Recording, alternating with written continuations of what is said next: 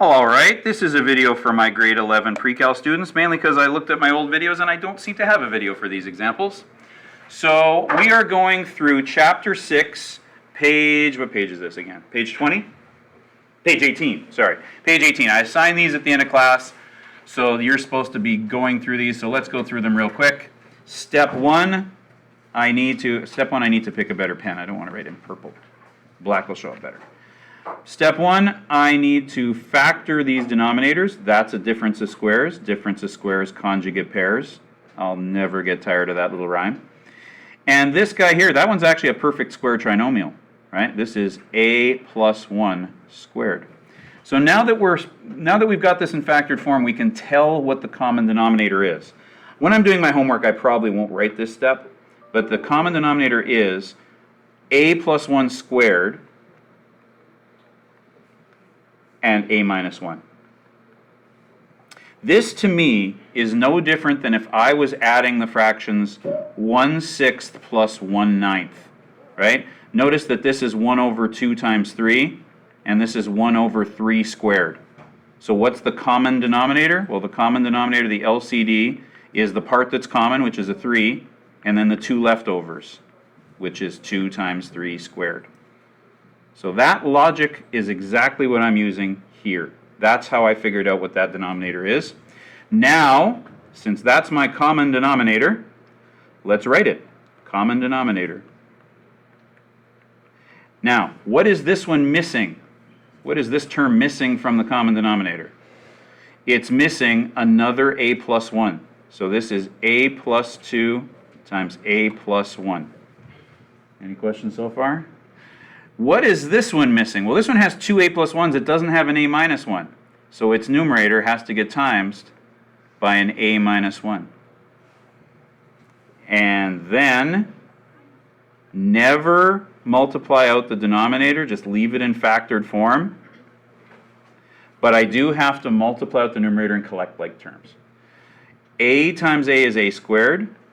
2a plus 1a is 3a. 2 plus 1 is 2. A times a is a squared, minus 2a's, plus 1. Now we collect like terms and we're done. 1a squared and 1a squared is 2a squareds. 3a minus 2a is plus 1a. 2 plus 1 is 3, all over that common denominator. Oh, wait, I guess I was lying. I'm almost done. What do you have to do at the end of all of these questions? Tell us what a can't be. You can say that that's the NPVs, or you can just list the a cannot equal. A cannot, if this a was negative 1, that would be 0. And if this a was positive 1, that factor would be 0. So a can't be plus or minus 1.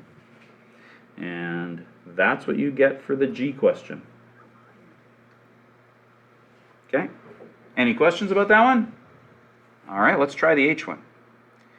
Little tougher factoring this time. 2z minus 1 over, that's a difference of squares. Difference of squares, conjugate pairs. And the one on the right, I would maybe use decomposition for that. 4 times negative 5 is negative 20. So what two numbers times to make negative 20 add to make negative 8? It'd be negative 10 and plus 2. And how about I'll do this off to the side. So 4z squared minus 8z minus 5. So decomposition says 4 times negative 5 is negative 20. The two numbers that times to make negative 20 and add to make negative 8 are negative 10 and positive 2. So this is negative 10z plus 2z minus 5. Factor a 2z out of the first two terms.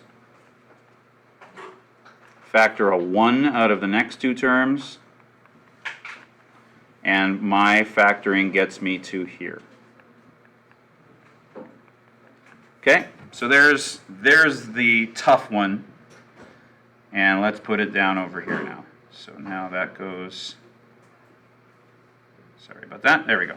So again, that gives me 2z plus 1 and 2z minus 5. Okay, What's the common denominator? Well, okay, the lowest common denominator is, what do they have in common? Well, they both have a 2z minus 5.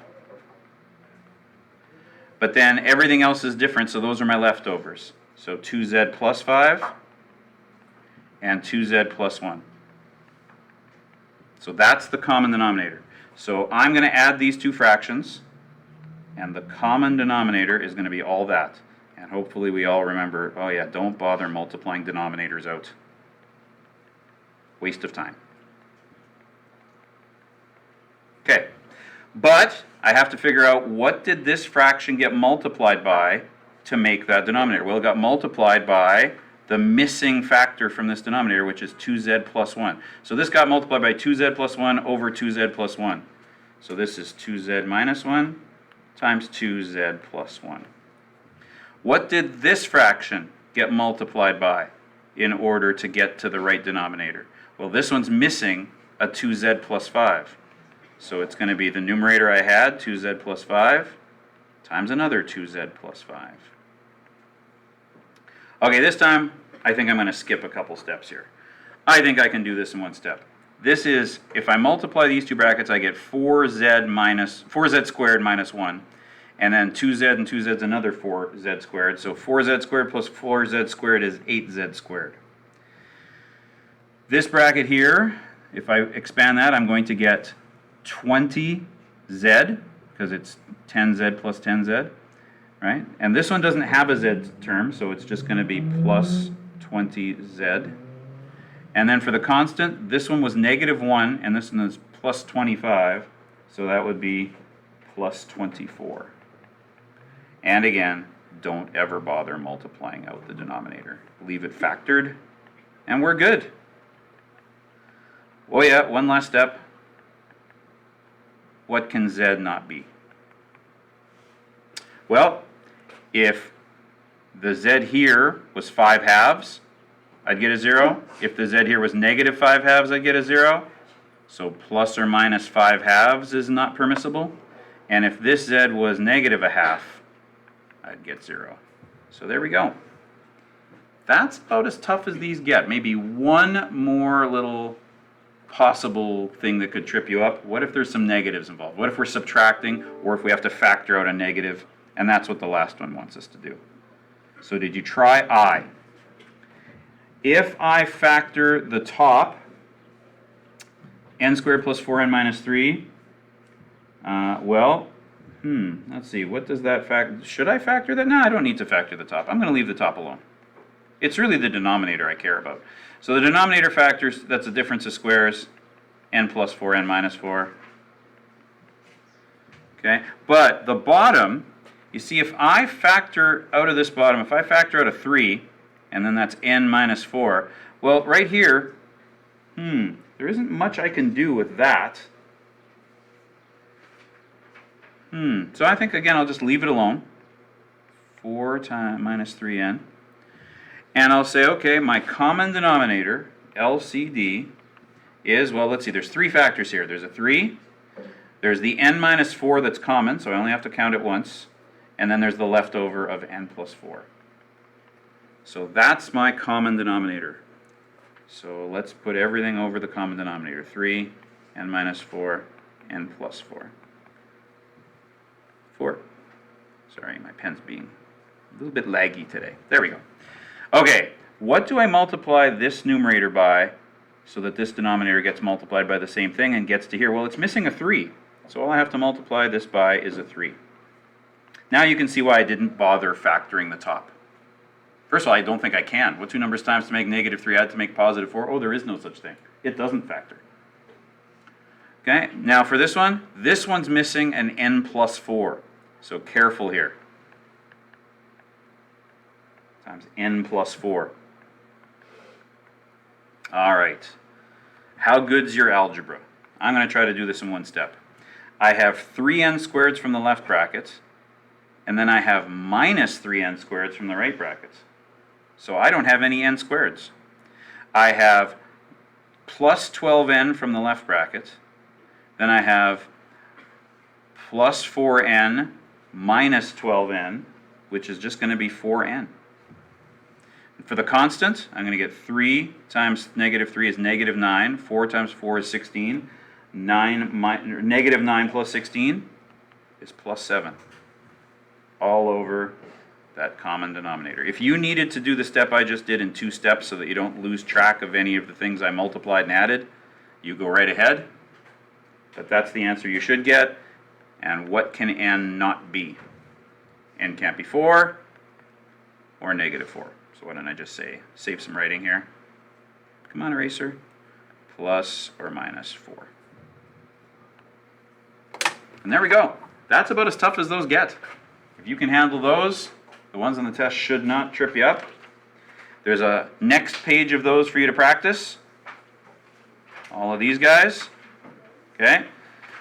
I'll give you some time to work a little later, but I did promise that I would show you how to do ones like these guys, compound ones. Now we've seen compound rationals before when we were multiplying, dividing, but this one's got add and subtract. So I'm going to do a couple of these. So I'll do number 4 first of all. So let's see if I can let's move this to a place where I can work with it. New. So there we go. Let's copy that. And copy. Come on, copy. And then we'll move over and to a blank space and we'll work on it. Okay, so we'll do number 4 together. You might want to do this on loose leaf. There might not be enough room to do it where you are. Oops, come on. Come on. It's not doing my paste.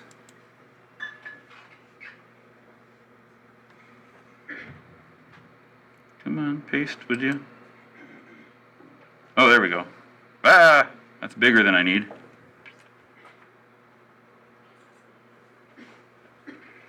Let's see, can we make that a little smaller maybe? There we go. All right, so what do I do with this? Well, I'm going to start by looking at the top and bottom like they're separate things. In fact, I'm just going to change this to a divide.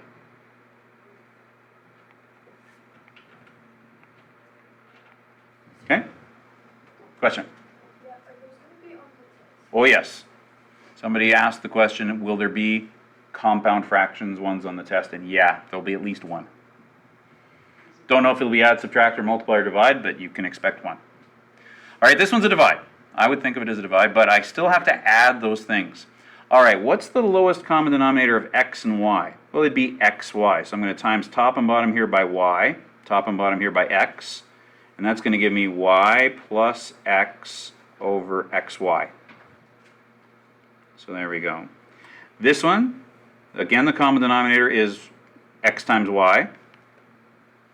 Notice x times y and y times x is the same thing. Doesn't matter what order I write it in. But I had to times the top and the bottom here by x to get to this common denominator. So x times x is x squared. I had to times the top and bottom here by y.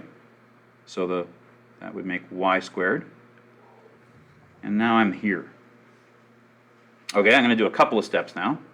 First, I'm just going to rewrite this in the order I'm more used to. Alphabetical. Right? You can add two things in any order you want, so I'm just going to make that x plus y. Also, when you divide, what do you change it to in fraction land? Times the reciprocal. And hey, what do you notice about this line? That's a difference of squares. Difference of squares, oh, hang on, I accidentally opened my audio. Difference of squares, conjugate pairs.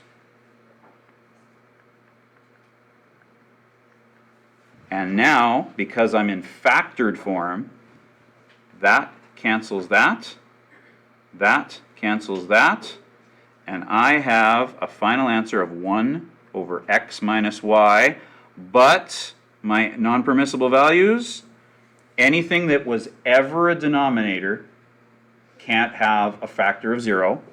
So these two things here are denominators, so x and y both can't be 0. Also, these two things are denominators. And if x and y were the same number, this would be 0, right? If x was 2 and y was 2. And here, If x and y were opposite numbers, I'd get 0. So I also have to say x cannot equal plus or minus y. There's the answer. There's the conditions. You got to do both. Okay, I'll do one more like this, and then I'll leave you to try the other ones that are on this page. I'll jump to number 10. I'll do number 10. Here, I'll just do it right here. Cutting and pasting took forever, so I'll just see if I can squeeze the answer in here. All right, what is the common denominator on the top? It's 4. So I'm going to times this one by 4 over 4. So this is 2x minus 3 plus 4 all over 4. Divided by, what's the common denominator of, remember this has a denominator, it's 1. What's the common denominator of 1 and 2? It's 2. So this one has to be times by 2 over 2. So it's going to be 4x squared minus 1 over 2. Okay, now I'm going to do that thing where I do 2 steps at once again. I'm going to change dividing two fractions into multiplying by the reciprocal. I'm also going to tidy up what negative 3 plus 4 is. So instead of dividing by this mess here, I'm going to times it by the reciprocal. And while I'm at it, this 4x squared minus 1 factors to 2x plus 1, 2x minus 1. And what do I notice? 2 goes into 4 twice. 2x plus 1 divided by 2x plus 1 cancels. So I have 1 over 2 times 2x minus 1. What are the NPVs on that? You can multiply the bottom if you want, but again, I'm happy with factored form. What are the NPVs? Well, in this denominator, x could not have been negative a half. In this denominator, x couldn't have been positive a half. So x cannot equal plus or minus a half. There's the answer. There's the conditions. Good luck with the rest of them. And I'll stop there.